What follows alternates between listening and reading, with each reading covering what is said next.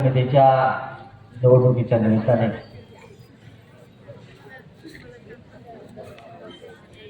लोकप्रिय माजी खासदार म्हाडाचे अध्यक्ष शिवाजीदादा आढराव पाटील,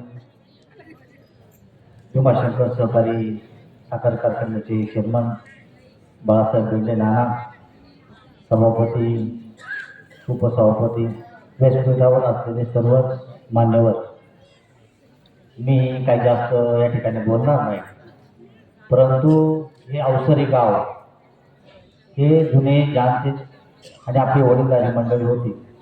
जगन्नाथ शेठ शिंदे असतील, संभाजी दादा पाटील भो, हरिनारायण भोर, मुरलीधर नाना, सूर्यकांत गंगाराम वाया, त्याचप्रमाणे जगदमारुती शिंदे, हुनराव काका, एकनाथ शेठ टेमकर, त्याचप्रमाणे उमाजी तात्या, ही सर्व मंडळी जुनी जाणती मंडळी, वसा आणि वारसा घेऊन आमच्यासारखे तरुण सहकारी मंडळी या गावचं ज्यांनी नेतृत्व या पंचायत समितीच्या नावामध्ये केले.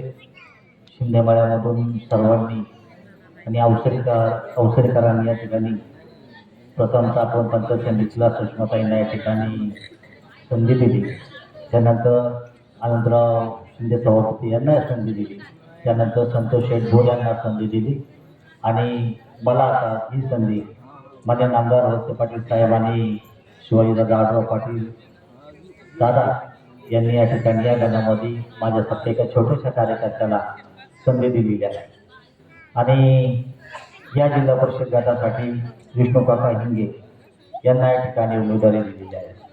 मी तुम्हाला एवढीच विनंती करणार आहे का या जिल्हा परिषदेमध्ये आपल्याला आपल्या गावातला स्थानिक उमेदवार आणि चर्चा वेगवेगळ्या प्रकारे चुकीची जाता कामा नये.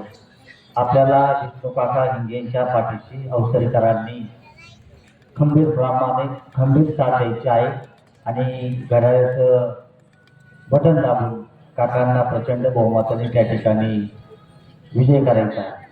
अफवा चुकीच्या पसरवण्याचं काम उद्यापासून केलं जाईल, परंतु या अफवेवरती कोणीही या ठिकाणी विश्वास ठेवू नका.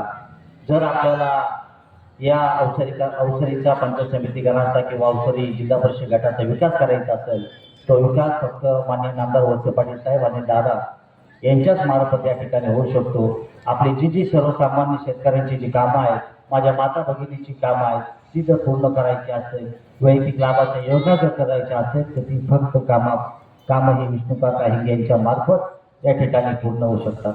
या गावामध्ये माननीय वळसे पाटील साहेबांनी ही जी भव्य इमारत दिसते ना, ती 2016-17ला जेव्हा आम्ही या ग्रामपंचायतीमध्ये आलो, 1,30,00,000 रुपये खर्च करून ही इमारत आम्ही बांधली.